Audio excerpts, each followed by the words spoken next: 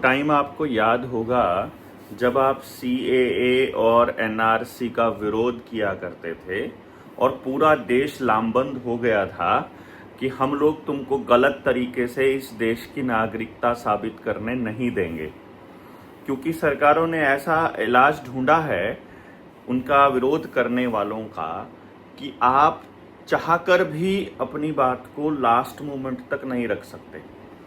World economic forum ने जिस तरह से गेम खेला है और पॉप ने, इजराइल ने जिस तरह से इस पूरे के पूरे षड्यंत्र को अंजाम दिया है, इसका यदि आपको सबूत देखना है तो बिहार के चुनाव पर नजर बनाए रखिए।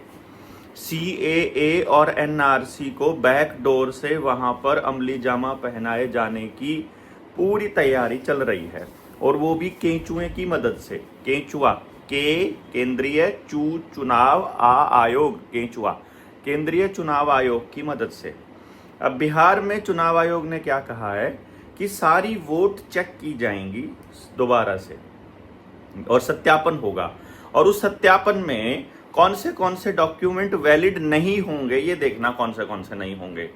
आपका आधार कार्ड वैलिड नहीं होगा, वोटर कार्ड वैलिड नहीं होगा, ड्राइविंग लाइसेंस वैलिड नहीं होगा, राशन कार्ड वैलिड नहीं होगा। तो फिर वैलिड क्या होगा कि आपकी वोट बिहार की है? ये वैलिड होगा एक दस्तावेज से। अपना जन्म प्रमाण पत्र लेकर आओ और अपने पिता का जन्म प्रमाण पत्र लेकर आओ। अरे भाई, कितनी बार तो बाढ़ आ चुकी है, सारे डॉक्यूमेंट तो बह चुके हैं, और भारत वैसे भी डॉक्यूमेंट आधारित देश नहीं रहा है।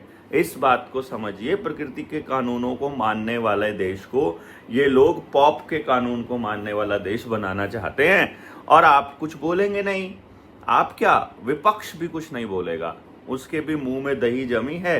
बाकी चीजें सारी की सारी कर लेंगे, वो सब कुछ कर लेंगे, लेकिन इतना बड़ा खेल चल रहा है, इस पर कुछ नहीं बोलेंगे।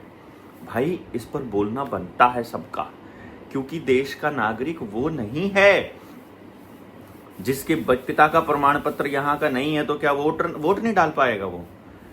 समझ रहे हैं ना? जैसे दिल्ली में किया था, 11 लाख वोटर्स की वोट ही खत्म कर दी जो बीजेपी के खिलाफ थी, 100% गारंटीड। मतलब वो पता था ये कार्यकर्ता है, उनको उड़ा दिया। तो यही काम बिहार में होने वाला है। वाराणसी में अगर आपको ध्यान हो, यही हुआ था कि 1.5 लाख वोटों से साहेब जीते हैं वाराणसी में, और उससे ज़्यादा वोट जो है फर्जी बनी थी, वो 1 साल पहले ही बनी थी। इस खेल को कौन नहीं जानता है? आप नहीं जानते तो भैया फिर हम क्या कह सकते हैं इसके बारे में? आप सब लोगों को इसके बारे में बोलना चाहिए।